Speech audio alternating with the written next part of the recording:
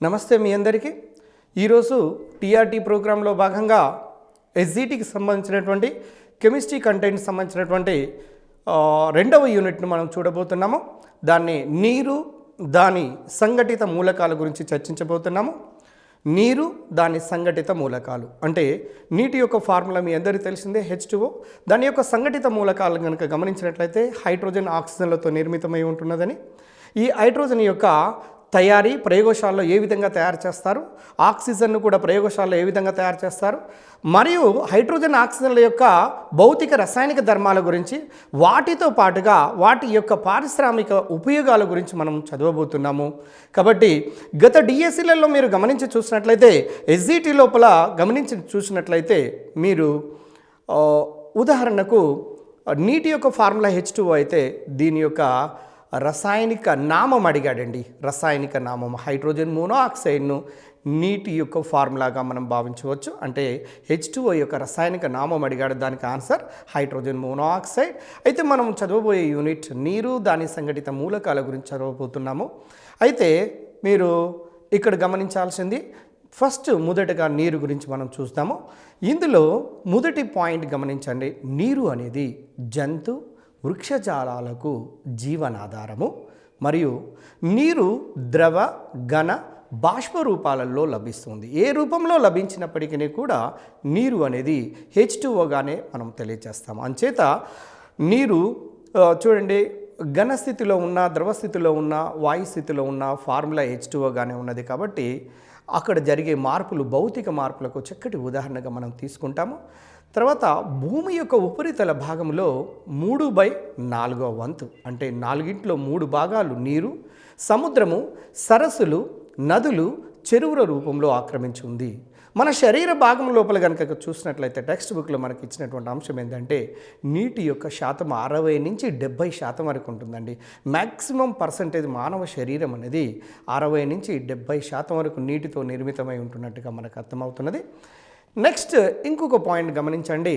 2 ఘనపరిమాణాల hydrogen, 2 ఘనపరిమాణముల hydrogen, 1 ఘనపరిమాణం ఆక్సిజన్లను మండించినట్లయితే నీటిని తయారు చేయవచ్చును అని మొట్టమొదటిసారిగా 1784వ సంవత్సరం లోపల హెన్రీ కెవెండిష్ అనే శాస్త్రవేత్త తయారు చేయటం జరిగింది. దీన్ని గమనించడం జరిగింది. చూడండి, 2 ఘనపరిమాణములు కలిగిన హైడ్రోజన్, 1 ఘనపరిమాణము కలిగిన ఆక్సిజన్ను ఆ రెండింటిని మండించటం వల్ల నీరు అనేది మొదటిసారిగా హెన్రీ కెవెండిష్ తయారు చేయటం జరిగినది. తర్వాత నీటి యొక్క ఫార్ములా చూడండి, ఇప్పుడే మనం అనుకున్నాము H2O, దాని యొక్క రసాయనిక నామం. దీన్ని హైడ్రోజన్ మోనోఆక్సైడ్ అంటారు. దీన్ని హైడ్రోజన్ మోనోఆక్సైడ్. గతంలో డిఎస్సీలలో అడిగినటువంటి క్వశ్చన్ అండి ఇది. హైడ్రోజన్ మోనోఆక్సైడ్ చూడటానికి చిన్నగా ఉన్నప్పటికీ కూడా కొన్ని సందర్భాల్లో దీన్ని తప్పు చేసిన వాళ్ళు మోర్ దాన్ 50% ఉన్నారండి. కాబట్టి ఇటువంటి వాటిపైన కూడా మనము గమనించాల్సినటువంటి అవసరం ఉన్నది. నీటి ఘనపరిమాణాత్మక సంఘటనము కనుక చూసినట్లయితే నీటి గుండా విద్యుత్తును ప్రవహింపచేస్తే ఆక్సిజన్, హైడ్రోజన్లు విడుదలవుతాయండి. రేపు క్వశ్చన్ వేయచ్చు, నీటి గుండా విద్యుత్తును ప్రసరింపచేసినప్పుడు ఈ క్రింది మూలకాలు విడుదలవుతాయి. అందులో నీటి యొక్క ఫార్ములా H2O కాబట్టి వెంటనే హైడ్రోజన్, ఆక్సిజన్ అని చెప్పడానికి అవకాశం ఉంటుంది. ఫ్రెండ్స్, ఒకసారి గమనించండి, ఏ నిష్పత్తిలోనైనా హైడ్రోజన్, ఆక్సిజన్లు కలిపి నీటిని ఏర్పరుస్తాయో ఆ నిష్పత్తిని నీటి యొక్క సంఘటనము అంటారు. చూడండి, నీటి యొక్క సంఘటనము అని దేన్ని అంటారంటే, ఏ నిష్పత్తిలోనైతే హైడ్రోజన్ మరియు ఆక్సిజన్లు కలిసి నీటిని ఏర్పాటు చేస్తుంటాయో దాన్ని నీటి యొక్క సంఘటనము అంటుంటాము. తర్వాత నీటి యొక్క సంఘటనాన్ని ఘనపరిమాణంలో చూస్తే దాన్ని ఘనపరిమాణ సంఘటనము అంటారు. అయితే ఇక్కడ ఒకటి గమనించాలండి, శుద్ధమైనటువంటి నీరు విద్యుత్తును తన గుండా ప్రసరింప చేయలేదు. కారణం ఏంటంటే దాని లోపల ఆయాన్లు ఉండకపోవటమే.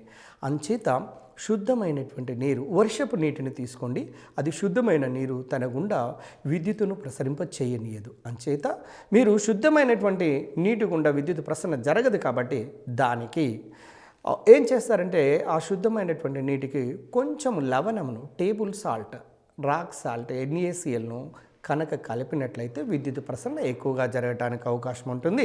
అంచేత విద్యుత్తును ప్రవహింపచేస్తూ నీటిని దాని సంఘటిత మూలకాలుగా విడగొట్టడాన్ని విద్యుత్ విశ్లేషణము అంటారు. చక్కగా అర్థమవుతుందండి.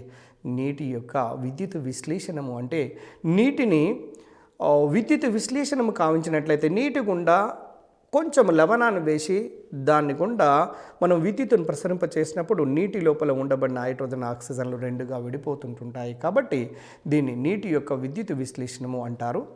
తర్వాత నీటి విద్యుత్ విశ్లేషణ చేస్తే ఏర్పడే మూలకాలు హైడ్రోజన్ ఆక్సిజన్ వాయువుల ఘనపరిమాణముల యొక్క నిష్పత్తి 2:1. ఇది గతంలో అడిగినండి. గమనించాల్సింది ఏంటంటే ఇక్కడ 7th పాయింట్ ఒకసారి గమనించండి. నీటిని విద్యుత్ విశ్లేషణ చేస్తే ఏర్పడేవి హైడ్రోజన్ ఆక్సిజన్ వాయువులు ఘనపరిమాణాల నిష్పత్తి 2:1లో ఉన్నవి. అదేవిధంగా మండుచున్న అగ్గిపుల్లను కాంతివంతంగా మండించే వాయువు మీ అందరికీ తెలుసు ఆక్సిజన్ వాయువు అని.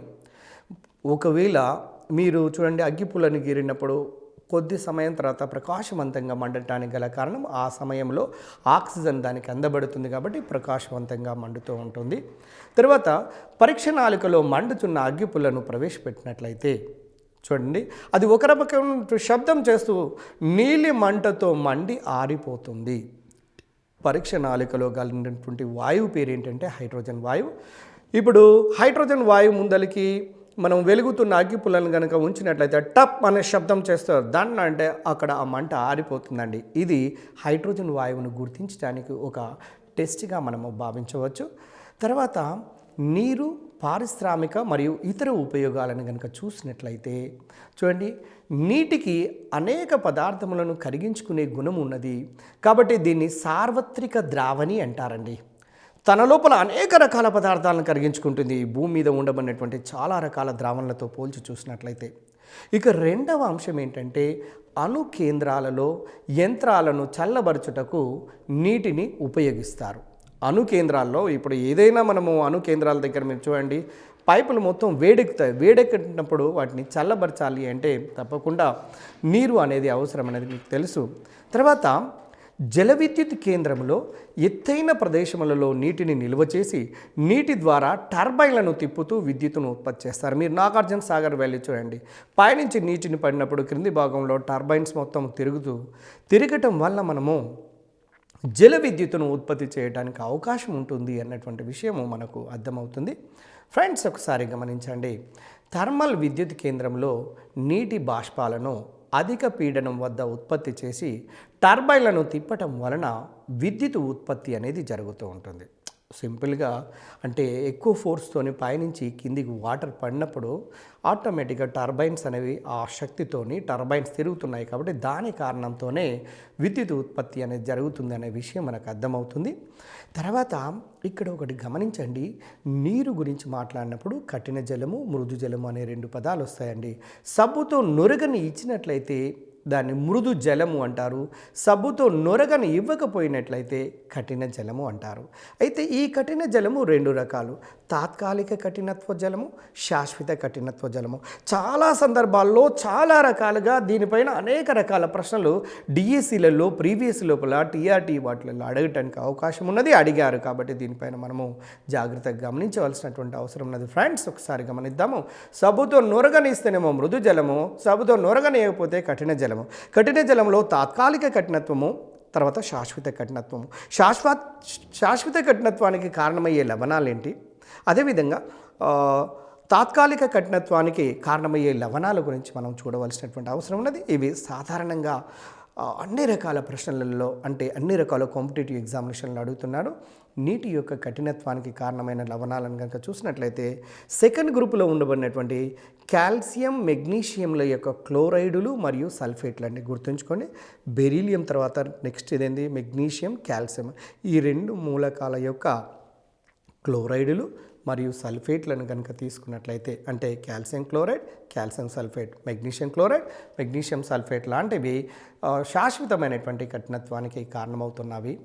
ఇంకొక ముఖ్యమైనటువంటి పాయింట్ ఏంటంటే తాత్కాలిక కఠినత్వానికి గల కారణం ఏంటంటే కాల్షియం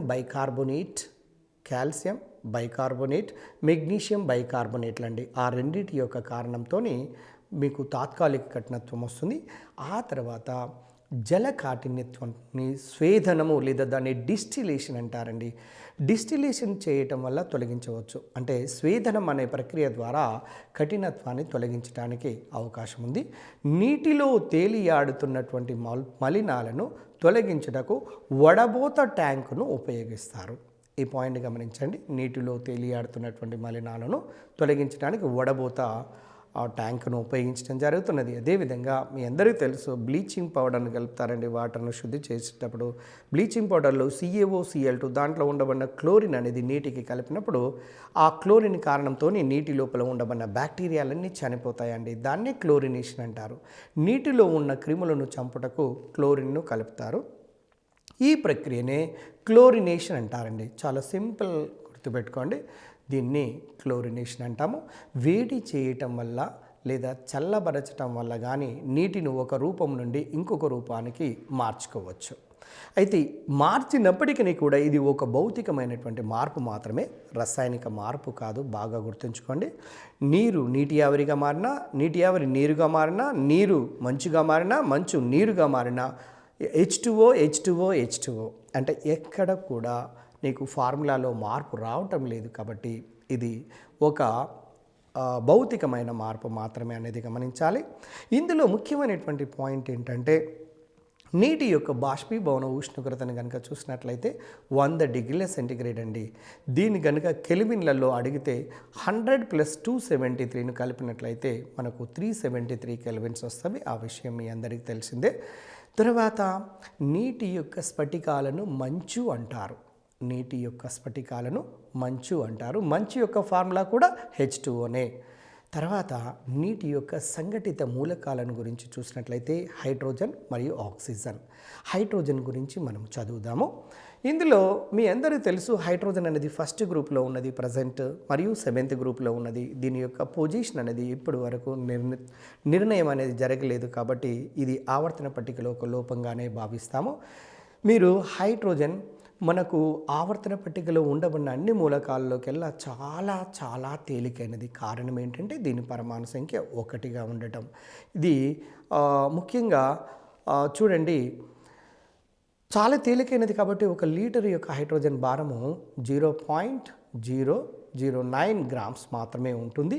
తర్వాత సూర్యుడు, తారలు మరియు భూమిపైన మూలక రూపంలో లభించే మూలకం ఏంటంటే హైడ్రోజన్.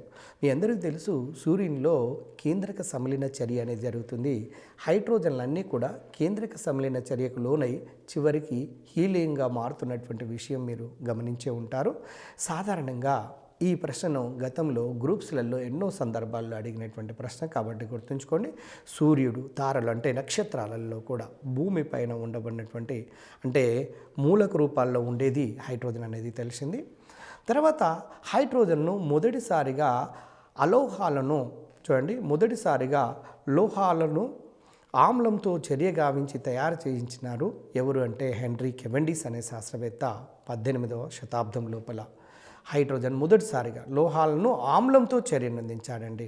ఉదాహరణ జింక్ ప్లస్ HCl కలిపినట్టు zinc chloride plus hydrogen gas వస్తుంది. అంటే లోహాలను ఆమ్లాలతో చర్యను అందించినప్పుడు హైడ్రోజన్ గ్యాస్ ఏర్పడుతుంది అన్నటువంటి విషయాన్ని హెన్రీ కెవెండిష్ అనే శాస్త్రవేత్త 18వ శతాబ్దం లోపల తెలియచేయటం జరిగింది. ఇక్కడ ఒకటి చాలా ముఖ్యమైనదండి. TRT పాయింట్ ఆఫ్ వ్యూలో మీరు ఎలా గుర్తుపెట్టుకుంటారు అనేది మీకు సంబంధించినటువంటి విషయము. గుర్తుపెట్టుకోండి, ప్రయత్నించండి. లాటిన్ భాషలో హైడ్రోజనము అంటే నీటిని ఇచ్చేది అని అర్థము. లాటిన్ భాషలో ఆక్సిజనము అంటే ఆమ్లాన్ని ఇచ్చేదని అర్థం. ఈ రెండు చాలా ముఖ్యమైనవి, అడగటానికి చక్కటి అవకాశం ఉన్నది. తప్పకుండా గుర్తుపెట్టుకోండి. లాటిన్ భాషలో హైడ్రోజనము అంటే నీటిని ఇచ్చేది అని అర్థము. ఆక్సిజనము అంటే ఆమ్లాన్ని ఇచ్చేదని అర్థము. ప్రస్తుతం హైడ్రోజన్ గురించి చదువుతున్నాము కాబట్టి హైడ్రోజన్ను గాలిలో మండి నీటిని ఇస్తుంది అన్నటువంటి, గాలిలో మండటం అంటే ఆక్సిజన్తో మండినప్పుడు నీటిని ఇస్తుంది అన్నటువంటి విషయాన్ని మీకు తెలిసిపోతుంది. ఇక్కడ చూడండి, ప్రయోగశాలలో హైడ్రోజన్ తయారు చేయటం మీ అందరికీ తెలుసండి. ఇది దిసిల్ గరాటు, డెలివరీ గొట్టము, వాయుజాడి, ఏకరంధ్ర పీఠము, నీటి తొట్టి, సజల సల్ఫ్యూరిక్ ఆమ్లము, జింక్ ముక్కలు. చూడండి, ఎడమ వైపున గాజు కుప్పి లోపల క్రింది భాగం లోపల 7వ నంబరు జింక్ ముక్కలకు సజల సల్ఫ్యూరిక్ ఆమ్లాన్ని డిసిల్ గరాట్ గుండా అవి మునిగి ఉండేవారు, దిసిల్ గరాటు మునిగి ఉండేంత వరకు సల్ఫ్యూరిక్ ఆమ్లంతో కనుక కలిపినట్లయితే ఈ జింక్ ముక్కలు సల్ఫ్యూరిక్ ఆమ్లంతో చర్య నుండి ఇక్కడి నుంచి హైడ్రోజన్ వాయువును విడుదల చేస్తాయండి. విడుదల చేసినటువంటి హైడ్రోజన్ వాయువు డెలివరీ గొట్టం ద్వారా ఒక ప్రత్యేకమైనటువంటి పక్కన ఉండబడినటువంటి ప్రత్యేకమైనటువంటి ఏకరంధ్ర పీఠం కలిగినటువంటి నీటి తొట్టి లోపలికి ఈ హైడ్రోజన్ గ్యాస్ అనేది రావటం జరుగుతున్నది అన్నటువంటి విషయాన్ని మనము గమనించవచ్చు.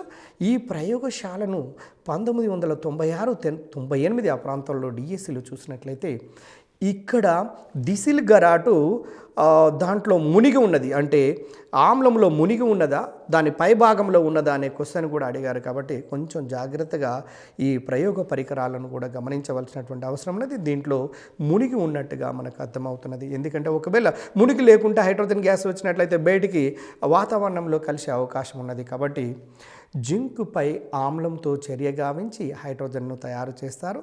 జింక్ ప్లస్ HClతో చర్యనుంది జింక్ క్లోరైడ్, దానితో పాటుగా హైడ్రోజన్ వాయువు విడుదలవుతుంది. జింకు చూర్ణాన్ని గోళాకార కుప్పె లోపల తీసుకోవాలి అన్నటువంటి విషయం మీకు అర్థమవుతున్నది. కుప్పెకు 2 రంధ్రాలు కలిగినటువంటి బిరడాను బిగించాలి. ఒక రంధ్రం గుండా పొడవైన నాళము కలిగినటువంటి గరాటును, రెండవ రంధ్రము గుండా డెలివరీ నాళమును, దిసిల్ గరాటు ఒకదానికి, డెలివరీ నాళం కోసము ఇంకొకటి 2 రంధ్రాలు కలిగినటువంటి రబ్బరు బిరడాను అమర్చాము. నెక్స్ట్ గాజు నాలిక లేదా డెలివరీ నాళము రెండవ చివరన నీరు గల తొట్టిలో ఉన్న జారుకు అడుగు భాగాన పటములో చూపిన విధంగా అమర్చాలి. ఆ అమర్చిన తర్వాత గరాటు గుండా సజల హైడ్రోక్లోరిక్ ఆమ్లాన్ని జింకు చూర్ణము పూర్తిగా మునుగు వరకు పోయాలి. దీని మీద డిఎస్సిలో బిట్ అడిగాడండి, జాగ్రత్తగా గమనించండి. జింకు చూర్ణము పూర్తిగా మునిగిపోయేంత వరకు మనం ఆమ్లాన్ని పోయాలి అనేది ముఖ్యమైనటువంటి పాయింట్. అదేవిధంగా హైడ్రోక్లోరిక్ ఆమ్లము జింకుతో చర్య జరిపి హైడ్రోజన్ను విడుదల చేస్తుంది. తర్వాత ఇక్కడ ఏర్పడినటువంటి హైడ్రోజన్ అనేది డెలివరీ నాళము గుండా వాయు సంగ్రహణ పాత్రలోనికి చేరుతూ ఉంటుంది. ఇక్కడ 9వ పాయింట్ అయినటువంటిది చాలా ముఖ్యమండి. హైడ్రోజన్ వాయువు అధోముఖ స్థానభ్రంశం ద్వారా, అంటే ఇది వాయువు యొక్క భారం తేలికైనది కాబట్టి అధోముఖ స్థానభ్రంశము ద్వారా వాయు సంగ్రహణ పాత్రలోనికి చేరుతుంది. కారణం గాలి కంటే తేలికైనటువంటి వాయువు కాబట్టి. గతంలో ఈ పదం మీద చాలా సందర్భాల్లో అడిగారండి. ఫ్రెండ్స్ ఒక్కసారి గమనించండి, అధోముఖ స్థాన భ్రంశము అనే పదము చాలా చాలా ముఖ్యమైనది. అది గుర్తుంచుకోవడానికి ప్రయత్నం చేయాలి. తర్వాత దీంట్లో తీసుకోవలసినటువంటి జాగ్రత్తలు ఏంటంటే, ప్రయోగ సమీపంలో మంట ఉండరాదు. ఎందుకంటే హైడ్రోజన్ స్వయంగా మండే వాయువు కాబట్టి సమీపంలో మంట ఉండరాదు. గరాటు దిగువ భాగము ఆమ్లములో మునిగి ఉండాలి, లేనిచో హైడ్రోజన్ వాయువు గాలిలో వెళ్ళిపోతుంది అన్నటువంటి విషయం. ఈ 2 తీసుకోవాల్సిన జాగ్రత్తల మీద గతంలో ఈ 2వ పాయింట్ను మనకు డిఎస్సిలలో అడగటం జరిగినది కాబట్టి దాన్ని బట్టి మనము ఒక ఐడియాకి రావచ్చు. హైడ్రోజన్ యొక్క ధర్మాలను చూడండి. దీనికి రంగు కానీ, రుచి కానీ, వాసన కానీ ఎలాంటిది లేనటువంటి వాయువు అండి. ఇది నీటి లోపల కూడా కరగదు. నెక్స్ట్ గాలి కంటే చాలా తేలికైనటువంటి వాయువు. మీరు ఉదాహరణకు హైడ్రోజన్ వాయువు బెలూన్లను నింపి రూమ్లో కనుక వేసినట్లయితే రూమ్ పై భాగంలో ఆ రూఫ్కి అంటుకొని ఉంటాయండి, కిందికి రావు. కారణం ఏంటంటే దాని యొక్క వాయువు చాలా చాలా తేలికగా ఉండటమే. 1 లీటర్ యొక్క వాయువు యొక్క భారము 1.29 గ్రామ్స్ ఉంటుందండి. గుర్తుంచుకోండి, గతంలో అడిగింటిది 1 లీటర్ గాలి యొక్క భారము 1.29 గ్రామ్స్ ఉంటుంది. అదే హైడ్రోజన్ భారం అయితే దీనికంటే ఇంకా చాలా తక్కువగా ఉంటుంది. తర్వాత 5వ పాయింట్ని గమనించండి. హైడ్రోజన్ లిట్మస్ పేపర్తో తటస్థంగా ఉంది. అంటే ఇది ఆమ్లము కాదు, క్షారము కాదు హైడ్రోజన్ అనేది. నెక్స్ట్ తటస్థమైనటువంటిది. హైడ్రోజన్ గాలి లోపల గాలితో కానీ ఆక్సిజన్లో కానీ నీలిరంగు మంటతో మండి నీటిని ఏర్పాటు చేయను. చూడండి, హైడ్రోజన్ మండినప్పుడు ఏ రంగు మంట వస్తుంది? నీలిరంగు మంట వస్తుంది. హైడ్రోజన్ ఫార్ములా ఏంటి? H2. హైడ్రోజన్ యొక్క సింబల్ ఏంటి? H. విశ్వంలో తేలికైనటువంటి వాయువు ఏంటి? హైడ్రోజన్. న్యూట్రానులు లేనటువంటి మూలకం ఏంటి? హైడ్రోజన్. చూడండి, 1H1గా రాస్తాము కాబట్టి న్యూట్రాన్ లేని మూలకం కూడా ఇదే. ఈ చర్య లోపల అధిక ఉష్ణం విడుదలవుతుందండి. చూడండి, హైడ్రోజన్ గాలిలో కానీ ఆక్సిజన్తో మండి నీలిరంగు మంటతో, ఇక్కడ గుర్తుపెట్టుకోవాల్సింది హైడ్రోజన్ గాలిలోని ఆక్సిజన్తో మండినప్పుడు డాష్ రంగు మంటతో మండుతూ ఉంటుంది. నీలిరంగు, ఎరుపు రంగు, నలుపు రంగు, తెలుపు రంగు ఇలా ఇస్తాడండి. దానికి ఆన్సర్ నీలిరంగు. ఎగ్జాక్ట్లీ గుర్తుపెట్టుకోవాల్సినటువంటి అవసరం ఉంటుంది. ఈ చర్యలో అధిక ఉష్ణం విడుదలవుతుంది కాబట్టి ఇది ఉష్ణమోచక చర్యకు చక్కటి ఉదాహరణగా మనం భావించాలి. చూడండి, హైడ్రోజన్ మండించడం ద్వారా నీటిని ఏ విధంగా తయారు చేస్తామో మీరు ప్రయోగశాలలో ఏ విధంగా తయారు చేస్తాం. నెంబర్ 1 తడి హైడ్రోజన్, నెంబర్ 2 నిర్జలీకరణ పాత్ర, నెంబర్ 3 పొడి హైడ్రోజన్, నెంబర్ 4 నీరు, 5 చల్లని నీరు, నీరు వెలువడు ద్వారము, సజల హైడ్రోక్లోరిక్ ఆమ్లము, జింక్ ముక్కలు. చూడండి, మీరు గాజు కుప్పి లోపల మీరు జింక్ ముక్కలను, సజల హైడ్రోక్లోరిక్ ఆమ్లాన్ని కనుక తీసుకున్నట్లయితే ఆ రెండింటి మధ్యన చర్య జరిగి వెలువడుతున్నటువంటి, చూడండి, దిసిల్ గరాట గుండా ఆమ్లాన్ని మనము దాన్ని అంటే జింక్ ముక్కలు మునిగే వరకు పోస్తామని, ఆ తర్వాత ఆ రెండింటి మధ్యన చర్య జరిగిన తర్వాత వెలువడే వాయువు నీకు డెలివరీ గోటం ద్వారా బయటికి వస్తుంటుంది. అక్కడ తడిగా ఉండబడినటువంటి హైడ్రోజన్ అనేది పొడిగా హైడ్రోజన్గా మారిన తర్వాత దాన్ని ఆక్సిజన్తో మండించడం వల్ల మనము నీటిని పొందుతాము. నీటిని ప్రత్యేకమైనటువంటి అవుట్లెట్ ద్వారా మనము ఈ వాటర్ను బయటికి తీస్తాము అన్నటువంటి విషయాన్ని ప్రయోగం ద్వారా మీకు స్పష్టంగా అర్థమవుతున్నది. తర్వాత హైడ్రోజన్ గాలిలో మండినప్పుడు ఒక విధమైన పప్ సౌండ్ వస్తుందండి. టెక్స్ట్ బుక్ బేస్ చేసుకొని మనం గమనించాలి. పప్ సౌండ్, సబ్ సౌండ్, నప్ సౌండ్, ఏదైనా పదాలను కూడా చేంజ్ చేసే అవకాశం ఉంటుంది కాబట్టి పప్ అనే సౌండ్ను గుర్తుపెట్టుకోండి. ఈ శబ్దము హైడ్రోజన్ను గుర్తించడానికి మాత్రం ఉపయోగిస్తూ ఉంటుంటాము. తర్వాత హైడ్రోజన్ గాలిలో మండినప్పటికీ ఇది మండుటకు దోహదము చేయదు. గమనించండి ఫ్రెండ్స్, హైడ్రోజన్ తనంతట తాను మండుతూ ఉంటుంది కానీ మండేదానికి మాత్రం దోహదం చేయదు. అదేవిధంగా సూర్యకాంతి సమక్షంలో హైడ్రోజన్ క్లోరిన్తో చర్య జరిపి హైడ్రోక్లోరిక్ ఆమ్లాన్ని ఏర్పాటు చేస్తుంది. H2+Cl2 gives rise to HCl. ఇది ఒక మంచి చక్కటి బలమైన ఆమ్లము అన్నటువంటి విషయం మీ అందరికీ తెలిసిందే. ఒకవేళ మరుగుతున్న సల్ఫరు లోపలికి హైడ్రోజన్ వాయువును కనుక పంపినట్లయితే హైడ్రోజన్ సల్ఫైడ్ అనే వాయువు ఏర్పడుతుందండి, H2S అనేది. ఈ హైడ్రోజన్ వాయువు కుళ్ళిన కోడిగుడ్ల వాసన ఉంటుంది. మీరు H2S ఇంటర్మీడియట్ లోపల ల్యాబొరేటరీ లోపల పోయిన ప్రతి స్టూడెంట్కి ఒక్కసారి కనుక ఆ స్మెల్ చూసినట్లయితే you can not forget the smell of the hydrogen sulphide. ఇక H2S మురిగిన కోడిగుడ్ల వాసన కలిగి ఉంటున్నటువంటి విషయాన్ని మనకు అర్థమైనది. దాని ఫార్ములా H2S అనేది. అదేవిధంగా హైడ్రోజన్ నైట్రోజన్తో అధిక ఉష్ణోగ్రత పీడనాల వద్ద చర్య జరిపి హైడ్రోజన్ చర్య జరిపినప్పుడు అమోనియా ఏర్పడుతుందని హేబర్ విధానంలో మనము చదువుతూ ఉంటున్నాము. తర్వాత హైడ్రోజన్ చురుకైనటువంటి లోహాలతో చర్య జరిపి లోహపు హైడ్రైడ్లను ఏర్పాటు చేయను. ఇందులో చాలా ముఖ్యమైన బిట్ ఉందండి. సోడియం అనేది హైడ్రోజన్తో చర్య నొందినప్పుడు ఇక్కడ మీరు గమనించాల్సింది సోడియం హైడ్రైడ్ ఏర్పడుతుందండి, 2NaH. ఇక్కడ మీరు గమనించాల్సింది. రెండవది ఏంటంటే కాల్షియం హైడ్రోజన్తో చేరినప్పుడు కాల్షియం హైడ్రైడ్ ఏర్పడుతుంది. ఈ హైడ్రైడ్లలో హైడ్రోజన్ యొక్క ఆక్సీకరణ సంఖ్య -1గా ఉంటుందండి. స్పెషల్గా గుర్తుపెట్టుకోండి. ఫస్ట్ ఏ గ్రూపు, సెకండ్ ఏ గ్రూప్ హైడ్రైడ్లలో మాత్రం -1 ఆక్సీకరణ సంఖ్యను కలిగి ఉంటుంది. ఇక హైడ్రోజన్ యొక్క ఉపయోగాల గురించి కనుక చూసినట్లయితే మీకు ఆక్సీ హైడ్రోజన్ మంటను వెల్డింగ్ దుకాణాలలో లోహాలను అతికించడానికి లేదా కోయడానికి ఉపయోగిస్తారు. ఆక్సీ హైడ్రోజన్ జ్వాల అంటే దాంట్లోనే అర్థం ఉందండి. హైడ్రోజన్ ఆక్సిజన్తో మండించినప్పుడు సుమారుగా 2400 డిగ్రీల సెంటీగ్రేడ్ ఉష్ణోగ్రత బయటకు వస్తుంది కాబట్టి లోహాలను కోయటానికి కానీ అతికించడానికి కానీ ఉపయోగపడుతుంది అన్నటువంటి విషయాన్ని గమనించాలి. గాలిలో మండించినప్పుడు విడుదలైనటువంటి ఉష్ణాన్ని దహనోష్ణము అంటారండి. దహనము వలన వెలువడుతున్నటువంటి ఉష్ణము కాబట్టి దహనోష్ణము అంటారు దీన్ని. తర్వాత హైడ్రోజన్ యొక్క అధిక దహనోష్ణము ఉండటం వల్ల దీనిని చక్కటి వాయు ఇంధనంగా ఉపయోగిస్తారు అన్నటువంటి విషయం మీ అందరికీ తెలిసిందే. తర్వాత అతి ముఖ్యమైనటువంటి వాటర్ గ్యాస్, ప్రొడ్యూసర్ గ్యాస్. చూడండి, కొన్ని మిక్చర్స్ ఉన్నవి, వీటిలో ముఖ్యమైనటువంటిది వాటర్ గ్యాస్. నీటి వాయువు సంఘటనము వాటర్ గ్యాస్లో హైడ్రోజన్ 48%, కార్బన్ మోనాక్సైడ్ 44%, CO2 మరియు నైట్రోజన్లు సుమారుగా 8% వరకు ఉంటున్నట్టుగా మనకు తెలుస్తున్నది. తర్వాత ప్రొడ్యూసర్ గ్యాస్. ఈ ప్రొడ్యూసర్ గ్యాస్ లోపల ఉండబడే సంఘటనము కార్బన్ మోనాక్సైడ్ 33%, నైట్రోజన్ 64%, CO2 మరియు హైడ్రోజన్ మరియు ఇతర వాయువులు సుమారుగా 3% కలిగి ఉంటున్నట్టుగా మనకు అర్థమవుతున్నది. ఇక కోల్ గ్యాస్ లేదా కోల్ వాయువు యొక్క సంఘటనని గమనిస్తే హైడ్రోజన్ 45 నుంచి 55%, కార్బన్ మోనాక్సైడ్ 4 నుంచి 11%, ఇతర వాయువులైనట్లయితే 30 నుంచి 40% వరకు ఉంటున్నాయి అన్నటువంటి విషయం మనకు అర్థమైంది. ఇక ద్రవ హైడ్రోజన్ను వాహన ఇంధనంగా ఉపయోగించే విధానము పరిశీలన లోపల ఉన్నదండి. చాలా ముఖ్యమైనటువంటిది. ద్రవ హైడ్రోజన్ను వాహన ఇంధనంగా కనుక ఉపయోగించినట్లయితే మనం అనేక బెనిఫిట్స్ పొందే అవకాశం ఉంటుంది. అదేవిధంగా ఆక్సీ హైడ్రోజన్ మంట ద్వారా వచ్చే ఉష్ణోగ్రత, ఇది గతంలో ఎన్నో ఎంట్రన్స్లలో అడిగారండి, ఇది గుర్తుపెట్టుకోవాలి. సుమారుగా 2400 డిగ్రీల సెంటిగ్రేడ్ అండి. అందువల్లనే లోహాలను కోయటానికి అతికించడానికి ఉపయోగపడుతుంది అన్నటువంటి విషయం మనకు అర్థమవుతుంది.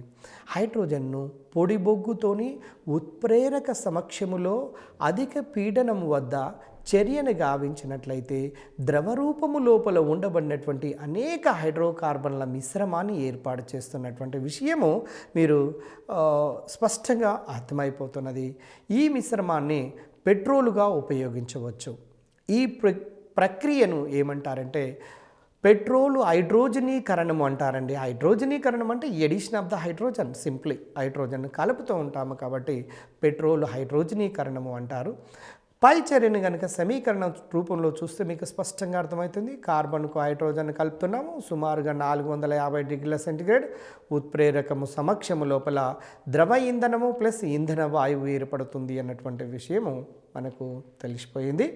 ఫ్రెండ్స్, ఒక్కసారి గమనించండి. పెట్రోల్ హైడ్రోజనీకరణం అనే ప్రక్రియను కనుగొన్న శాస్త్రవేత్త బెర్జీలియస్, చూడండి, బెర్జీలియస్ అనే శాస్త్రవేత్త దీన్ని కనుగొన్నందుకు కానీ, ఈ ప్రయోగం చేసినందుకు కానీ అతనికి నోబెల్ బహుమతి లభించడం జరిగినదండి. అంటే దాని యొక్క గొప్పతనం ఎంత ఉందో దాన్ని బట్టి మీకు అర్థమవుతున్నది. దానివల్ల ఎంత యూస్ ఉన్నది అన్న విషయం కూడా మనకు తెలిసిపోతుంది.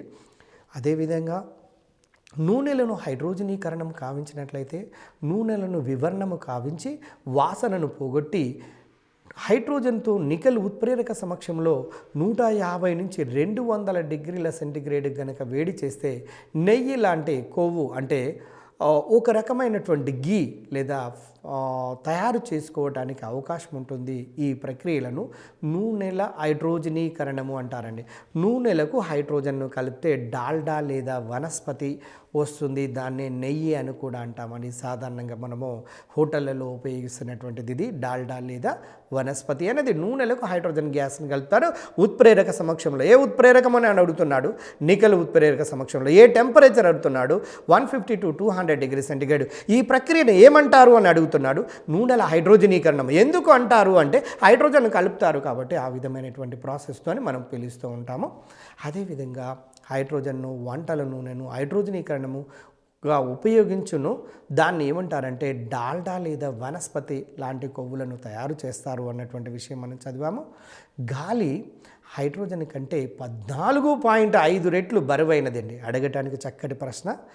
డాల్డా లేదా వనస్పతి అంటే ఏంది అని అడుగుతుంది. అంటే నూనెలకు హైడ్రోజన్ కలిపితే వచ్చేదాన్ని డాల్డా లేదా వనస్పతి అంటారు.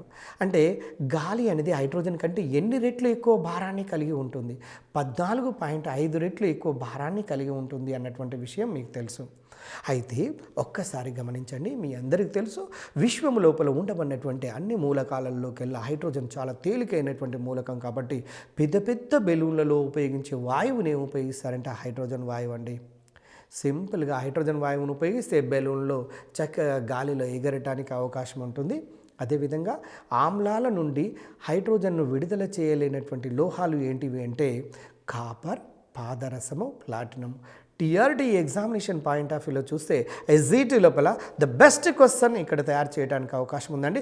ఇన్ జనరల్గా అన్ని యాక్టివ్ మెటల్స్ సాధారణంగా అన్నీ కూడా ఆమ్లాలతో చర్యనుంది. హైడ్రోజన్ వాయువునిస్తే ఈ క్రింది వానులో ఏ లోహము అనేది హైడ్రోజన్ వాయువును విడుదల చేయటం లేదు ఆమ్లాలతో కలిసినప్పుడు అంటే కాపర్, పాదరసము, ప్లాటినం. ఈ 3 గుర్తుంచుకోండి, చాలా ముఖ్యమైనటువంటిగా భావించాలి. ఇది హైడ్రోజన్ సంబంధించినటువంటి భాగము. ఇక ఆక్సిజన్ గురించి వచ్చినట్లయితే ఆక్సిజన్ యొక్క పరమాణు సంఖ్య 8, ఆక్సిజన్ యొక్క పరమాణు భారం 16. ఆక్సిజన్ యొక్క సింబల్ O, నెక్స్ట్ ఆక్సిజన్ యొక్క ఫార్ములా O2, ఆక్సిజన్ ఆక్సీకరణం చెందిస్తే ఓజోన్ వస్తుంది O3. ఇవన్నీ గతంలో అడిగినటువంటి బిట్లండి గ్రూప్స్లలో కూడా. ఆక్సిజన్కు పారాయస్కాంత ధర్మం ఉంటుంది అనే విషయం తెలుసు. ఆక్సిజన్లో O డబుల్ బాండ్ O ఉంటుందన్నటువంటి విషయం కూడా మీ అందరికీ తెలిసిందే. అంటే తర్వాత ఆక్సిజన్ గురించి మనం గమనించినట్లయితే ప్రకృతిలో ఎక్కువగా లభించే మూలకం ఏదయ్యా అంటే ఆక్సిజన్. తర్వాత ఘనపరిమాణాత్మకంగా గనక చూసినట్లయితే గాలి లోపల ఆక్సిజన్ యొక్క వంతు 5వ వంతు ఉందండి. ఘనపరిమాణాత్మక పరంగా చూస్తే 5వ వంతు ఉంది. ఆక్సిజన్ నీటి లోపల కరుగుతూ ఉంటుంది. ఆక్సిజన్ అనేది నీటి లోపల కరుగుతూ ఉంటుంది. అందువల్లనే జలచర జీవులు అనేది బ్రతకడానికి అవకాశం ఉంది, లేకపోతే చనిపోయే ప్రమాదం ఉంటున్నది. నీటిలో జీవించే జీవాలు నీటిలో కరిగినటువంటి ఆక్సిజన్ గ్రహించుకుంటాయి. చూడండి, చేపలు, కప్పలు, పాములు, మీరు చాలా రకాల జలచర జీవులన్నీ కూడా నీటి లోపల కరిగినటువంటి ఆక్సిజన్ను ఉపయోగించుకొని బ్రతుకుతుంటాయండి. ఇసుక లోపల, ఇసుక అనేది మీకు తెలుసు, ఇసుక యొక్క ఫార్ములా అడగడానికి అవకాశం ఉందండి. SiO2 సిలికాన్ డయాక్సైడ్, అది పాలిమరిక్ నిర్మాణాన్ని కలిగి ఉంటుంది. SiO2 దాంట్లో ఆక్సిజన్ యొక్క శాతాన్ని కనుక చూస్తే 56% వరకు ఉంటుందని, నీటిలో ఆక్సిజన్ యొక్క శాతం 89 వరకు ఉంటున్నది విషయాన్ని మీరు గమనించవలసినటువంటి అవసరం ఉన్నది. ఈ పర్సంటేజ్లో ఇసుకలో 56, నీటిలోనైతే ఆక్సిజన్ యొక్క శాతం 89. మొదటిసారిగా 1771లో ఆక్సిజన్ను తయారు చేసినటువంటి వాళ్ళు ఎవరో తెలుసా? స్వీడన్ దేశస్థుడైనటువంటి షిలే అనే శాస్త్రవేత్త మొదటిసారిగా 1771 లోపల ఆక్సిజన్ తయారు చేశాడు.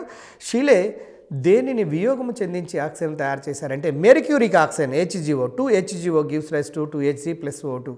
దాన్ని విఘటనం చెందిస్తే మీకు తెలుసు, స్పష్టంగా అర్థమైపోతుంది. మెర్క్యూరిక్ ఆక్సైడ్ను లేదా పొటాషియం నైట్రేట్లను వియోగము చెందించి ఆక్సిజన్ను తయారు చేసినటువంటి వాళ్ళు ఎవరయ్యా అంటే ప్రిస్లీ అనే శాస్త్రవేత్త.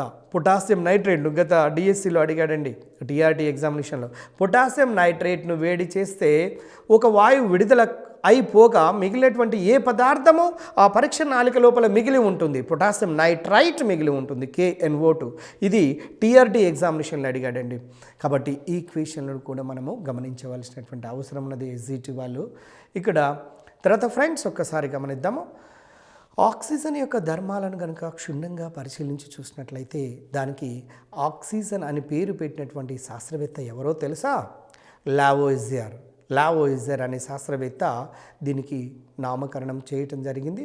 తర్వాత నెక్స్ట్, ఆక్సిజన్ అంటే లాటిన్ భాషలో ఆమ్లాన్ని ఇచ్చేదని అర్థము. హైడ్రోజనము అంటే నీటిని ఇచ్చేదని అర్థము. గతంలోనే మనం నేర్చుకున్నాము. ఆక్సిజనము అంటే దేన్ని ఇచ్చేదని అర్థమో ఒకసారి గమనించండి, ఆమ్లాన్ని ఇచ్చేదని అర్థము. ఈ రెండు చాలా ముఖ్యమైనటువంటివండి. ఆక్సిజనము, హైడ్రోజనము రెండు లాటిన్ పదాలకు సంబంధించినటువంటివి. ఇదేమో ఆమ్లాన్ని ఇస్తుంది, అదేమో నీటిని ఇస్తుంది అన్నటువంటి విషయం తెలుసు. ఇక ప్రయోగశాలలో ఆక్సిజన్ తయారీ గురించి మనము గమనిద్దాము. చూడండి, ప్రయోగశాలలో ఆక్సిజన్ను ఈ కింది వాటిని ఉపయోగించి తయారు చేస్తారండి. ముఖ్యంగా మీరు ఒక్కసారి చూడండి, potassium permanganate KMnO4, potassium chlorate 2KClO3 gives rise to 2KCl + 3O2 మీకు తెలుసు. హైడ్రోజన్ పెరాక్సైడ్ ముఖ్యంగా చూడండి, వీటిని కనుక వేడి చేసినట్లయితే వీటి నుంచి మనకు ఆక్సిజన్ వాయువు విడుదలవుతున్నటువంటి విషయాన్ని మనకు తెలిసినటువంటిది. ఈ క్రింది వానిలో ఏ పదార్థాన్ని వేడి చేయటం వల్ల ఆక్సిజన్ వాయువు విడుదలవుతుంది? ఈ క్రింది వానిలో ఏ పదార్థాన్ని వేడి చేయటం వల్ల ఆక్సిజన్ వాయువు విడుదల కావటం లేదు? అలా అడుగుతున్నాడండి ప్రశ్న. కాబట్టి 4వది పొటాషియం నైట్రేట్. జనరల్గా నైట్రేట్లను వేడి చేస్తే నైట్రైట్లుగా మారుతూ ఆక్సిజన్ వస్తుంది. అదేవిధంగా మెర్క్యూరిక్ ఆక్సైడ్ను వియోగం చెందిస్తే కూడా నీకు ఆక్సిజన్ విడుదలవుతున్నటువంటి విషయాన్ని మీకు అర్థమవుతున్నది. తర్వాత ఇక్కడ ఒకటి గమనించండి, పొటాషియం పర్మాంగనేట్ ఇది మంచి ఆక్సీకాన్ని. దీనిని కనుక వేడి చేసినట్లయితే పొటాషియం మాంగనేట్ మరియు మాంగనీస్ డయాక్సైడ్ మరియు దానితో పాటుగా ఆక్సిజన్ వాయువు విడుదలవుతున్నది అనే విషయం తెలుసు. ఇందులో ట్రయాంగిల్ అనే సింబల్ దేన్ని చేయటానికి ఉపయోగిస్తారంటే చల్లబరచటమా వేడి చేయటమా అంటే వేడి చేయటానికి ట్రయాంగిల్ గుర్తును ఉపయోగిస్తారండి. రెండో ఈక్వేషన్లో ఒక్కసారి మీరు స్క్రీన్ పైన అబ్జర్వ్ చేయండి ఫ్రెండ్స్. పొటాషియం క్లోరైట్ 2KClO3 దాన్ని విఘటనం చెందించండి. డైరెక్ట్గా ఏమాత్రం మీరు అబ్జర్వ్ చేసిన మీకు అర్థమైపోతుంది. 2 moles ఆఫ్ KCl డైరెక్ట్గా కట్ చేయండి. 2KCl + 2 × 3 కదా, ఇక్కడ 3 అంటే మొత్తం 6 ఆక్సిజన్ ఆటమ్స్ ఉన్నవి. 3 మోల్స్ ఆఫ్ O2 దీంట్లో రిలీజ్ అవుతుంది. అంటే పొటాషియం క్లోరేట్ను వియోగము చెందించినప్పుడు విడుదలయ్యే వాయువు పేరు ఏం పేరంటే ఆక్సిజన్ వాయువు అనేది తెలిసింది. అట్లాగనే చూడండి, పొటాషియం నైట్రేట్ను వేడి చేసినట్లయితే potassium nitrite plus oxygen, mercuric ఆక్సైడ్ను వియోగం చెందిస్తే mercury plus oxygen. Sodium nitrate గతంలో అడిగిన బిట్ జాగ్రత్తగా గమనించండి, ఇక్కడే క్వశ్చన్ అడిగాడు. 2 మోల్స్ ఆఫ్ NaNO3 దీన్ని కనుక విఘటనం చెందిస్తే 2 moles of sodium nitrite, not nitrate. Nitrate అనేది క్రియాజనకాల్లో ఉండబడినటువంటి అంశం అండి. ఇక్కడ ఆక్సిజన్ వాయువు విడుదల చేస్తుంది. అదేవిధంగా పొటాషియం పర్మాంగనేట్ నుండి ఆక్సిజన్ను తయారు చేయటం అనేది ఎలా చేస్తారు అనేది మీరు ఒక్కసారి ప్రయోగశాలలో మీరు ఒకసారి చూడండి. డియర్ ఫ్రెండ్స్, ఒక్కసారి మీరు SGT ఎగ్జామ్ రాస్తున్నటువంటి ప్రతి క్యాండిడేట్ మీరు స్క్రీన్ పైన కనపడుతున్నటువంటి తయారు చేసే డయాగ్రామ్ను కూడా ఏ పరికరాలను ఉపయోగిస్తారు, ఏ విధమైనటువంటి పరిస్థితులు ఉన్నాయో కూడా చాలా స్పష్టంగా గమనించాలి. పరీక్ష నాళిక, పొటాషియం పరమాంగనేట్, వాయువాహక నాళము, వాయువును పట్టే జాడి, నీటి తొట్టే, ఏకరంధ్రము కలిగినటువంటి పీఠము, సారాయి దీపము, స్టాండ్ మొదలగు పరికరాలను ఉపయోగించి మనము ఆక్సిజన్ను తయారు చేస్తున్నటువంటి విషయం మీకు తెలుసు. ఒక పరీక్ష నాళికలో కొంత పొటాషియం పరమాంగనేటును తీసుకోవాలి. దాన్ని గమనించండి. ఒక పరీక్ష నాళికకు 1 రంధ్రపు రబ్బరు బిరడాను బిగించాలి. నెక్స్ట్ పాయింట్, పరీక్ష నాళికను స్టాండ్కు పటంలో చూపిన విధంగా బిగించాలండి. మీరు ఇప్పుడు చూసారు పటంలో, ఆ విధంగా ఆ స్టాండ్కు పటంలో చూపిన విధంగా పరీక్ష నాళికను బిగించిన తర్వాత గాజు గొట్టము లేదా డెలివరీ నాళమును పరీక్ష నాళిక మరియు వాయు సంగ్రహణ పాత్రల మధ్య పటంలో చూపిన విధంగా అమర్చిన తర్వాత చూడండి ఫ్రెండ్స్, పరీక్ష నాళికను క్రింది నుంచి సారాయి దీపంతో వేడి చేయాలి. ఇలా వేడి చేయటం వల్ల పొటాషియం పర్మాంగనేట్ అనేది వియోగం చెంది ఆక్సిజన్ను విడుదల చేస్తుంది అన్నటువంటి విషయం మీకు తెలుసు. విడుదలైనటువంటి ఆక్సిజన్ గాజు గొట్టము లేదా డెలివరీ నాళము గుండా వాయు సంగ్రహణ పాత్ర లోపలికి చేరుకో ఉంటుంది. తర్వాత వాయు సంగ్రహణ పాత్ర నీటి తొట్టెలో అమర్చబడి ఉంటుంది. ఆక్సిజన్ గాజు గొట్టము గుండా నీటిని అధోముఖ స్థాన భ్రంశము చెందించి, ఇక్కడ టీఆర్టీ ఎగ్జామినేషన్లో అడిగే క్వశ్చన్ చాలా ఇంపార్టెంట్. టీఆర్టీ ఒకటే కాదు, ఏ ఎగ్జామినేషన్లో అడగడానికి అవకాశం ఉన్న క్వశ్చన్. అధోముఖ స్థాన భ్రంశమును చెందించి వాయు సంగ్రహణ పాత్ర లోపలికి మనము చేరిన తర్వాత అధోముఖ స్థాన భ్రంశం అనే పద్ధతి ద్వారా ఆక్సిజన్ అనేది బయటికి తీయటం జరుగుతున్నదండి. తర్వాత మండుచున్న అగ్గిపుల్లను మీరు గమనించండి, మండుచున్న అగ్గిపుల్లను వాయు జాడిలోనికి ప్రవేశపెడితే అది కాంతివంతంగా మండుతున్నటువంటి విషయాన్ని మీ అందరికీ తెలిసిందే. అగ్గిపుల్లను గీరినప్పుడు మనము గతంలోనే చూసాము, వెంటనే ప్రకాశవంతంగా మండటానికి కారణం ఏంటంటే ఆ సమయంలో దానికి ఆక్సిజన్ అందుతుంది అన్నటువంటి విషయం మీ అందరికీ తెలిసిందే. తర్వాత హైడ్రోజన్ పెరాక్సైడ్ నుండి ఆక్సిజన్ను ఏ విధంగా తయారు చేస్తారో చూద్దాము. చూడండి ఫ్రెండ్స్, ఒక్కసారి హైడ్రోజన్ పెరాక్సైడ్ ఫార్ములా H2O2, దాంట్లో ఆక్సిజన్ యొక్క ఆక్సీకరణ సంఖ్య -1గా ఉంటుంది అన్నటువంటి విషయం మీకు తెలిసిందే. హైడ్రోజన్ పెరాక్సైడ్ను వియోగం చెందిస్తే ఆక్సిజన్ వాయువు వెలువడుతుంది. ఈ చర్యలో ఉపయోగించి ఉత్ప్రేరకం పేరు అడుగుతున్నాడండి, మ్యాంగనీస్ డయాక్సైడ్ MnO2. చాలా సందర్భాల లోపల ఈ ఉత్ప్రేరకాన్ని గురించి అడుగుతున్నాడు. హైడ్రోజన్ పెరాక్సైడ్ను వియోగము చెందించినప్పుడు వెలువడు వాయువు పేరు ఆక్సిజన్. హైడ్రోజన్ పెరాక్సైడ్ను వియోగము చెందించేటప్పుడు ఉపయోగించే ఉత్ప్రేరకము పేరు అంటే మ్యాంగనీస్ డయాక్సైడ్. అంటే పరివర్తన మూలకాల యొక్క ఆక్సైడ్ అనేది గుర్తుపెట్టుకోవాల్సినటువంటి అవసరం ఉన్నది. ఒక్కసారి గమనించండి స్క్రీన్ పైన మీరు 2 moles of H2O2 hydrogen peroxide gives rise to 2H2O plus O2. 2 మోల్ల H2O2 వియోగము చెంది 2 మోల్ల H2O2 వియోగం చెంది ఉత్ప్రేరక సమక్షంలో ఆక్సిజన్ వాయువు 1 మోలు ఆక్సిజన్ వాయువు ఇస్తుందండి. ఉత్ప్రేరకం అంటే మీకు తెలుసు కదండి, చర్యలో పాల్గొనకుండా చర్యా వేగాన్ని పెంచేది కావచ్చు లేదా తగ్గించేది కావచ్చు. అంటే ఉత్ప్రేరకం ధన ఉత్ప్రేరకం అయితే చర్యా వేగాన్ని పెంచుతుంది, రుణ ఉత్ప్రేరకం అయితే చర్యా వేగాన్ని తగ్గిస్తున్నటువంటి విషయం మీ అందరికీ తెలిసినటువంటిదే. తర్వాత ఫ్రెండ్స్, ఒక్కసారి ఆక్సిజన్ యొక్క ధర్మాల గురించి మనము చూసినట్లయితే ఆక్సిజన్ యొక్క ధర్మాలలో చూడండి, ఒక్కసారి గమనిద్దాము. ఆక్సిజన్ యొక్క సింబల్ O, దాని అణు ఫార్ములా O2 అని. ఆక్సిజన్ పరమాణు సంఖ్య 8. ఆక్సిజన్ లోపల ఉండే ఎలక్ట్రాన్ల సంఖ్య 8. ఆక్సిజన్ లోపల ఉండే ప్రోటాన్ల సంఖ్య 8. ఆక్సిజన్ యొక్క పరమాణు భారము 16. ఆక్సిజన్ యొక్క అణు ఫార్ములా O2. ఆక్సిజన్ లోపల ఎన్ని బంధాలు ఉంటున్నాయి? ద్విబంధం ఉంటుంది. ఆక్సిజన్కు ఏ స్వభావాన్ని కలిగి ఉంటుంది? పారా అయస్కాంత స్వభావాన్ని కలిగి ఉంటుంది. ఆక్సిజన్ లోపల ఉండబడే న్యూట్రానుల సంఖ్య ఎంత? Oxygen O8 16. కాబట్టి పైన పరమాణు భారం నుంచి పరమాణు సంఖ్యను తీసివేసే న్యూట్రాన్ల సంఖ్య తెలుసు కాబట్టి దాంట్లో 8 న్యూట్రాన్లు ఉంటాయి అన్నటువంటి విషయం మనకు అర్థమవుతుంది. ఆక్సిజన్ ఏ గ్రూపు మూలకం అంటే చాల్కోజన్లకు 6A గ్రూప్కి సంబంధించినటువంటి మూలకము అనే విషయం మనకు తెలిసినటువంటివి. సాధారణంగా ఈ వీటి బేస్ చేసుకొని క్వశ్చన్ ఎంట్రన్స్లలో అడుగుతున్నాడు కాబట్టి ఇవన్నీ మనము గుర్తుంచుకోవాల్సినటువంటి అవసరం ఉన్నది. అదేవిధంగా ఆక్సిజన్ O అందులో ఒకటి సిగ్మా బంధము, ఒకటి పై బంధము. గతంలోనే మొన్న పోయిన TRT ఎగ్జామినేషన్లు అడిగాడండి.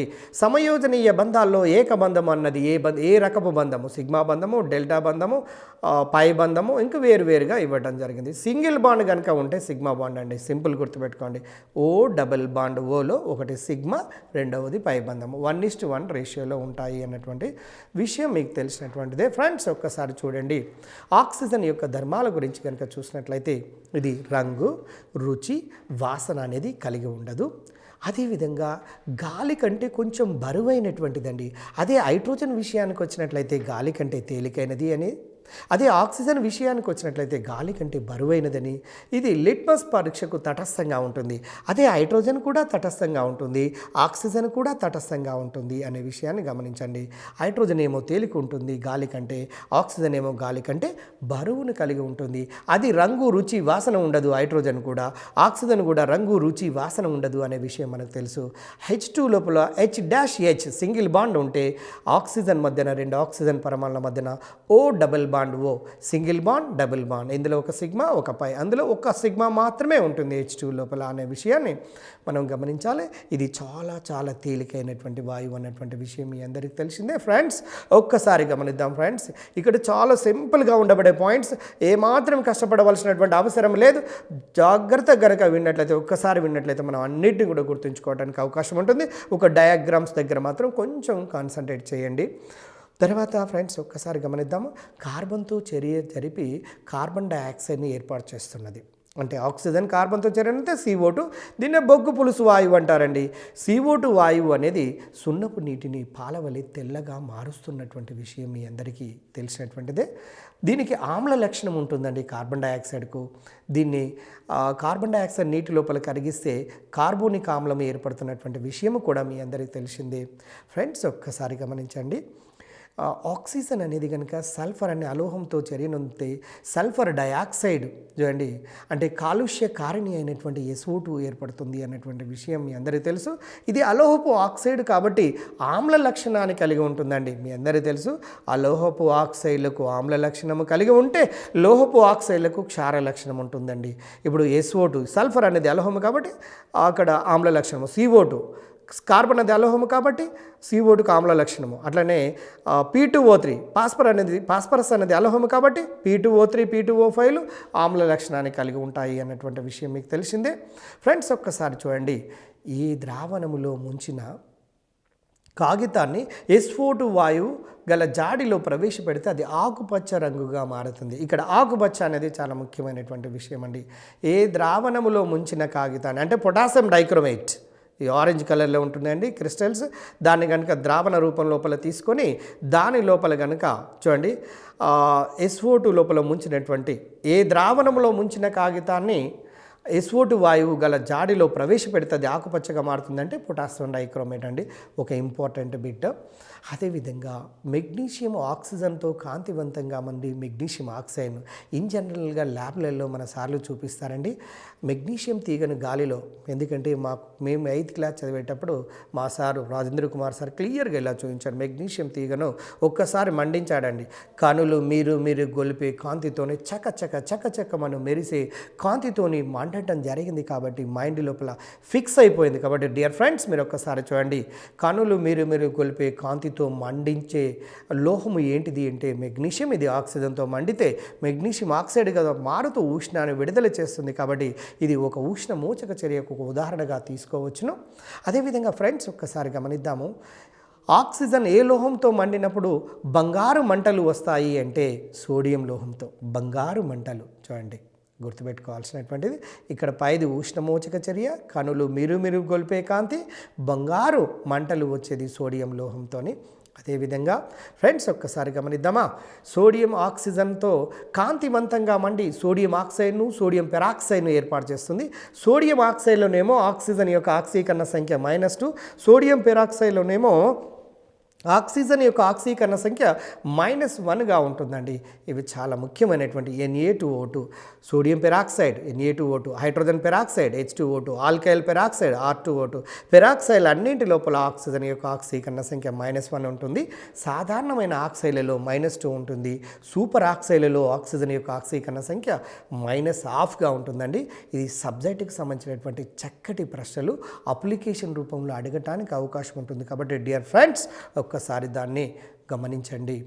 అదేవిధంగా ఐరన్ గాలి లోపల ఉన్న ఆక్సిజన్తో చర్య జరిపి ఫెరస్ ఆక్సైడ్ మరియు ఫెరిక్ ఆక్సైడ్. ఫెరస్ ఆక్సైడ్ అంటే చూడండి Fe+2 O-2. ఫెరస్ లోపల ఐరన్ యొక్క ఆక్సీకరణ సంఖ్య +2గా ఉంటే ఫెరిక్ ఆక్సైడ్లో ఐరన్ యొక్క ఆక్సీకరణ సంఖ్య +3గా ఉంటుందండి. ఈ రెండింటి యొక్క మిశ్రమంను కలిపినట్లయితే మిశ్రమ ఆక్సైడ్ కూడా ఏర్పడుతుంది. అది Fe3O4 అనేటువంటి విషయం మీ అందరికీ తెలిసిందే. ఇక ఆక్సైడుల విషయానికి వచ్చినట్లయితే చూడండి, ఆక్సిజన్ లోహాలతో చర్య జరిపి లోహపు ఆక్సైడ్లను ఏర్పాటు చేస్తాయి. ఉదాహరణకు సోడియం మెగ్నీషియంలను తీసుకోండి. ఆక్సిజన్తో చర్యనంతే సోడియం యొక్క ఆక్సైడ్ మెగ్నీషియం యొక్క ఆక్సైడ్లను ఏర్పాటు చేస్తాయి. ఒకవేళ ఆక్సిజన్ అలోహాలు ఏంటి చూడండి, మీరు జనరల్గా దీన్ని ఇలా గుర్తుపెట్టుకోమంటాను.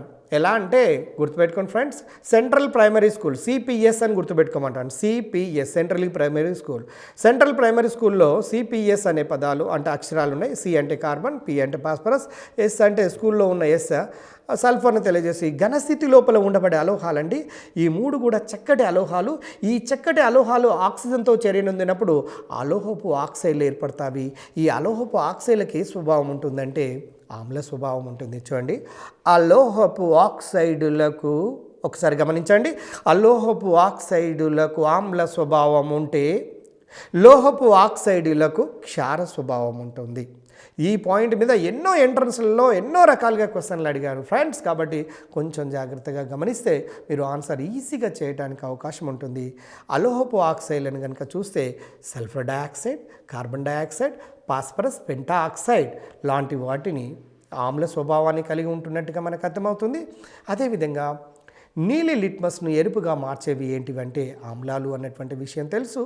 లోహపు ఆక్సైడ్లు MgO, CaO, సోడియం ఆక్సైడ్ లాంటివి లోహపు ఆక్సైడ్లకు ఇప్పుడే మనం చదువుకున్నాము క్షార స్వభావాన్ని కలిగి ఉంటున్నట్టుగా మనకు అర్థమవుతున్నది ఫ్రెండ్స్.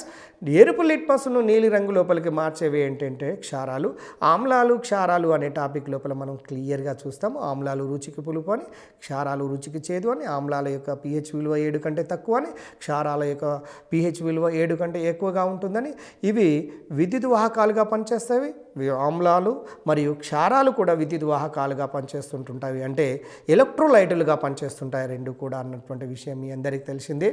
తర్వాత ఫ్రెండ్స్, ఒక్కసారి చూడండి, అలోహపు ఆక్సైడ్లు అనేటువంటివి SO2, CO2, P2O5లు నీటితో చర్య జరిపి చూడండి, నీటితో చర్య జరిపి వాటికి సంబంధించిన ఆమ్లాలను ఏర్పాటు చేస్తాయండి. ఇక్కడ మీరు గమనించాల్సింది ఏంటంటే ఆమ్లాలు ఇక్కడ క్షారాలు కాదు. SO2ను కనుక H2Oతో చర్యలో పాల్గొంటే సల్ఫ్యూరస్ ఆమ్లమును, CO2 H2Oతో చర్యనుంటే కార్బోనిక్ ఆమ్లమును, సోడా ఆమ్లంలో ఉండేది కార్బోనిక్ ఆమ్లం అండి. ఫాస్ఫరస్ పెంటా ఆక్సైడ్ను కనుక వాటర్తో చర్యనుందిస్తే పాస్పారిక్ ఆమ్లము, దీన్ని ఆర్థో పాస్పారిక్ ఆమ్లము అంటారండి. పాస్పారిక్ ఆమ్లం అంటుంది. సోడా ఆమ్లం అంటే H2CO3 అండి. పాస్పారిక్ ఆమ్లము కూల్ డ్రింక్లలో ఉంటుంది, గుర్తుంచుకోండి. దాంతోపాటు కార్బన్ డయాక్సైడ్ ఉంటున్నటువంటి విషయం మీ అందరికీ తెలిసినటువంటిదే. తర్వాత లోహపు ఆక్సైడ్లను కనుక నీటితో చర్య జరిపితే ఉదాహరణకి కాల్షియం ఆక్సైడ్ నీటితో చేరినంతే కాల్షియం హైడ్రాక్సైడ్ ఉంటుంది, మెగ్నీషియం ఆక్సైడ్ను వాటర్తో చేరినంతే మెగ్నీషియం హైడ్రాక్సైడ్ OH గ్రూప్ ఉన్నది కాబట్టి మీ అందరికీ తెలుసు, వెంటనే గుర్తుపట్టవచ్చు. OH గ్రూప్ దేంట్లోనైతే ఉంటాయో అవన్నీ కూడా క్షార పదార్థాలండి. అంటే లోహపు ఆక్సైడ్లు నీటి లోపల చేరినుంది లోహపు హైడ్రాక్సైడ్లు అనే క్షారాలను ఏర్పాటు చేస్తున్నటువంటి విషయం మీకు తెలుసు. ఇక పదార్థాలను గాలిలో మండించడాన్ని ఏమంటారంటే భర్జనము అంటారన్నటువంటి విషయం తెలుసు. కార్బన్ మోనాక్సైడ్కి ఏమో తటస్థ స్వభావం ఉంటున్నటువంటి విషయం మీకు తెలిసినటువంటిది. ఆక్సీకరణము క్షయకరణం అనేది టాపిక్ మీరు చూడండి. ఆక్సిజన్లను కలపడాన్ని ఆక్సీకరణం అంటే హైడ్రోజన్లను కలపడాన్ని క్షయకరణము అంటారండి. సమ్మేళనం నుండి హైడ్రోజన్ను తొలగిస్తే ఆక్సీకరణము, సమ్మేళనం నుండి ఆక్సిజన్ను తొలగిస్తే ఇక్కడ క్షయకరణము. ఎలక్ట్రాన్లను కోల్పోవటాన్ని ఆక్సీకరణమని, తర్వాత ఎలక్ట్రాన్లను కలపటాన్ని ఇక్కడ క్షయకరణంగా భావిస్తారు. తర్వాత దీనిని ఆల్ ఇండియా రేడియో అనే ఒక చిన్న టెక్నిక్ ద్వారా తర్వాత క్లాసులలో 1 నిమిషంలో ఎలా గుర్తుపెట్టుకోవాలో మీకు క్లియర్గా మీకు వాటి గురించి మీకు స్పష్టంగా తెలియజేస్తాము. తర్వాత చూడండి, ఆక్సీకరణము క్షయకరణము. ఆక్సీకరణము చెందిన దాన్ని క్షయకారిణి అంటారు, క్షయకరణము చెందిన దాన్ని ఆక్సీకరణ అంటారండి. బండ గుర్తుపెట్టుకోండి.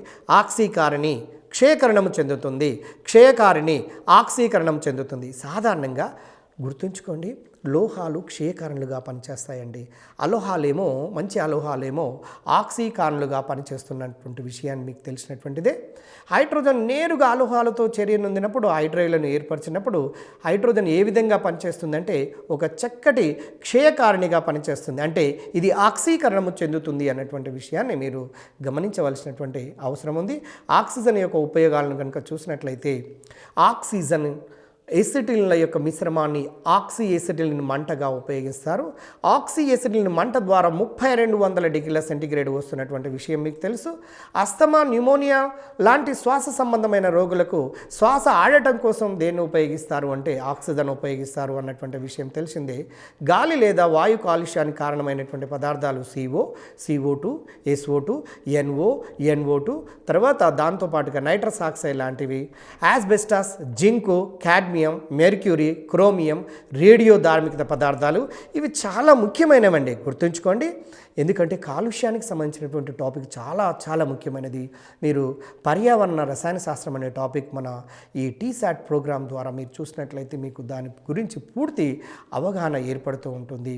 తర్వాత గాలి కాలుష్యం వల్ల వచ్చే వ్యాధులు ఏంటంటే క్యాన్సర్, అలర్జీ, శ్వాస సంబంధమైనటువంటి వ్యాధులు వస్తాయి అన్నటువంటి విషయాన్ని మీరు గమనించాలి ఫ్రెండ్స్.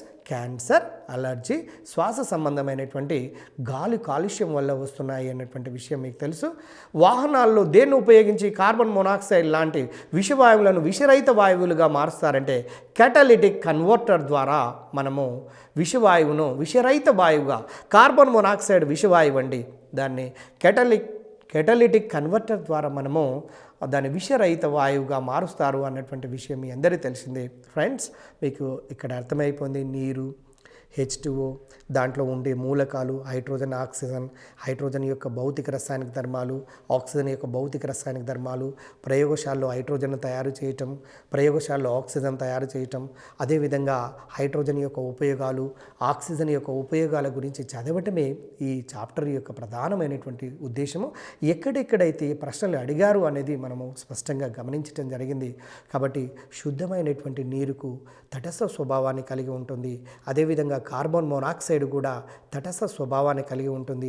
అదేవిధంగా కార్బన్ మోనాక్సైడ్ విష స్వభావాన్ని కలిగి ఉంటుందని, కార్బన్ డయాక్సైడ్కు ఆమ్ల స్వభావాన్ని కలిగి ఉంటుందని, CO2కు ఆమ్ల స్వభావాన్ని కలిగి ఉంటుంది, P2O3, P2O5లకు ఆమ్ల స్వభావాన్ని కలిగి ఉంటుంది, లోహపు ఆక్సైడ్లకు క్షార స్వభావాన్ని కలిగి ఉంటుంది అన్నటువంటి విషయాల గురించి మనం స్పష్టంగా చూడటం జరిగింది. కాబట్టి ఎక్కడెక్కడైతే మనం స్ట్రెస్ చేయాలో అక్కడ మనము చూడటం జరిగింది. కాబట్టి ఆ పాయింట్స్ దగ్గర మీరు జాగ్రత్తగా మీరు గమనించి ఆ పాయింట్స్ను 1కి 2 సార్లు గుర్తుపెట్టుకొని మనం రేపు రాబోయే TRT ఎగ్జామినేషన్ లోపల మీరు స్పష్టంగా వాటిని కనుక గుర్తుంచుకొని రాసినట్లయితే డెఫినెట్గా SGT లోపల రాయబోయే ఈ ఎంట్రన్స్ లోపల ద బెస్ట్ ర్యాంక్ సాధిస్తారని నమ్ముతూ మీకు స్పెషల్ థ్యాంక్స్ తెలియజేస్తూ ముగిస్తున్నాను. Thank you very much.